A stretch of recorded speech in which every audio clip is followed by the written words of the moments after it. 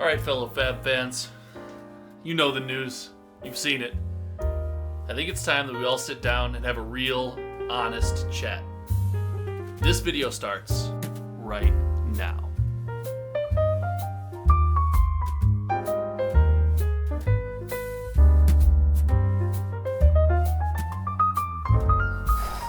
Ladies and gentlemen, welcome back to Hometown TCG. You guys know me, my name is Josh. And this is weird for me. Normally when community news drops, guys, I'm quick to the camera. I'm flying around. I'm making videos. I'm letting you guys know what I think. But in this case, I wanted to take my time. And I'm going to set the stage with you. You know, we know we got a banned and restricted announcement. Let's just real quick go over what that announcement was. The first part of the announcement involved Briar. It was a functional errata to Briar, meaning that instead of creating any embodiment of Earth tokens anytime you deal damage during an attack, you're only going to be able to create one a turn. I think the community was pretty happy with this errata, but that was the first change we saw.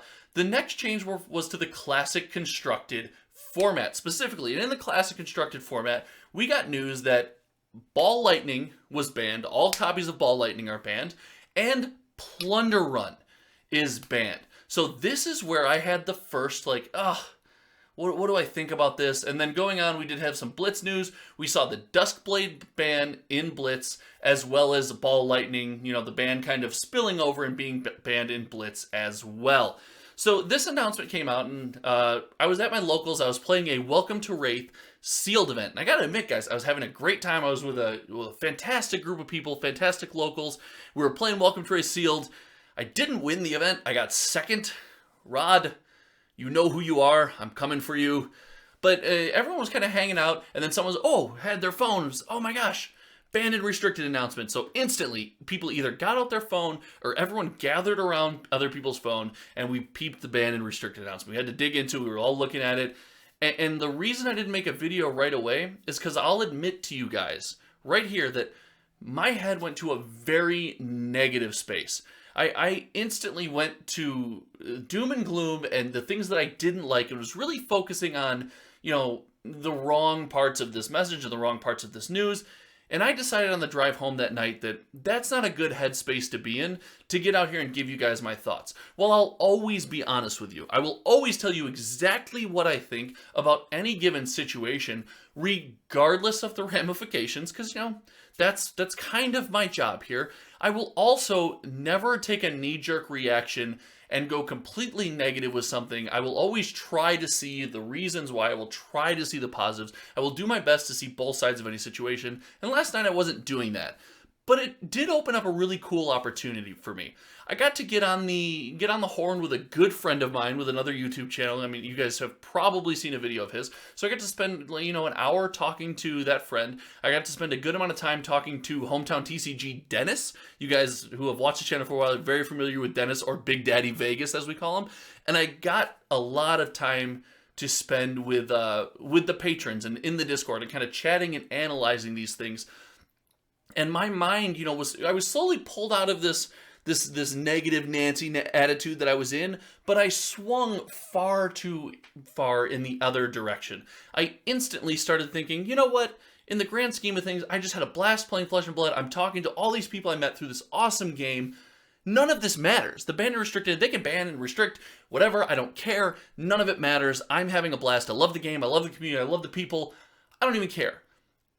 And I think that's the wrong attitude to take as well, because while there's a lot of positives, and overall, I think the game is just in such a positive place, the community is so awesome, it's not nothing, right? The banned and restricted announcement that came out is not just nothing. So I had to experience this whole range of emotions about this, and I just wanted to say thank you for letting me kind of compose my thoughts before I get to you. And let's go through that range. You know, I instantly went negative. It's not something I do often on this channel, and the negativity got to me. And the first negative thought I had was like the splash damage that other decks suffered from this ban. It's like we pointed at this giant cannon at Briar, and we fired, and then the cannon hit Briar and kind of exploded everywhere, and like Katsu and Lightning Lexi like took shrapnel as well almost. It was like, oh no, these other decks, you know, that were kind of on the come up and might have been, you know, functionally competitive with the errata to Briar with the one Earth embodiment per turn,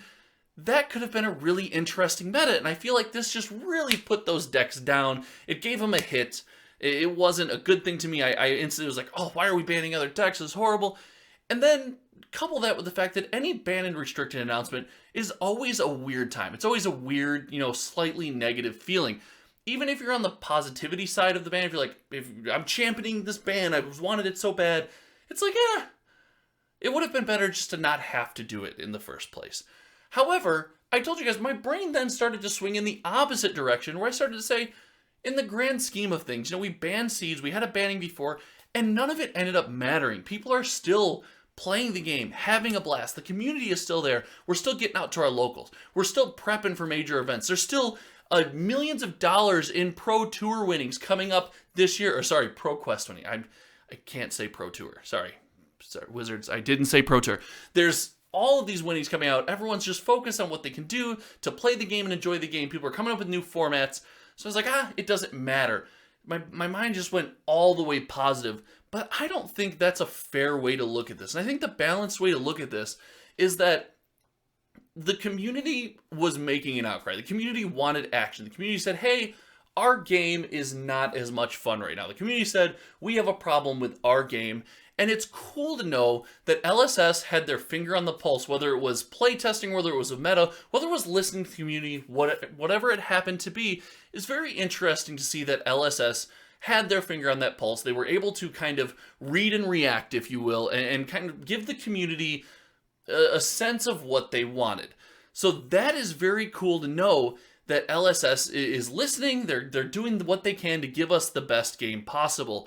And the other thing to keep in mind here, guys, is we don't have all of the information. Whether you are hyper for the ban or hyper against the ban, you have missing information that the people who made the ban have. And that missing information is the drop that is coming for the Everfest Carnival. Those cards are unknown to you guys, and mostly unknown to me. Spoiler card alert coming at you. But we don't know how that is going to affect the meta. And so these bans could have been absolutely necessary. And getting out in front of that, if that's the case, is a very cool position to see LSS in, saying, guys, this is going to drop. We know you're going to be hyped, but we don't want this to drop and have the game be broken for a month. We're saying, hey, you know what? We just want this to be right upon release. So this is what we have to do in this situation to make it not broken. Again, the argument, guys, will always be there to, let's just not have to have the ban in the first place. And we're all there. We're all in the same spot. I'm sure LSS is in the same spot as well. They do not want to have the ban. But it's cool to see them reading the community, reading the scenario, reading the room, if you will, and reacting to us. And if they're going off information that they have, I think they've earned it to be trusted a little bit. They produce this great game. They should be trusted, and we should know that they have the game's best interest in mind. So before we go hyperbolic one way or another, let's let Everfest drop, guys. Let's see what the meta shakes out to be. Let's see how it works. And the other side of that is kind of a warning message to the community. This is kind of a wake-up call in my mind, because there's a lot of the community that seems to be split. This is not the chain ban, guys. This is not everyone in the community knows the deck is overpowered. You have a good portion of the Flesh and Blood community saying, I have no problem with Briar. Briar's beatable. The argument isn't, can it be beaten? The argument in the ban announcement was, we see a large portion of the field playing this deck. Well, during a conversation with Dennis, it was pointed out like, hey, this is a very popular game with big money prizes on the line, and if the community deems one deck to be the best, often we will see that deck being widely and largely represented. So was this the case for Briar for representation, or was the deck very strong? I don't know if we had enough time to figure this out, but this is a wake-up call to us as a community. We have to realize that these powerful decks are going to be widely represented. It's on us to figure out ways to play around these strategies and beat these decks.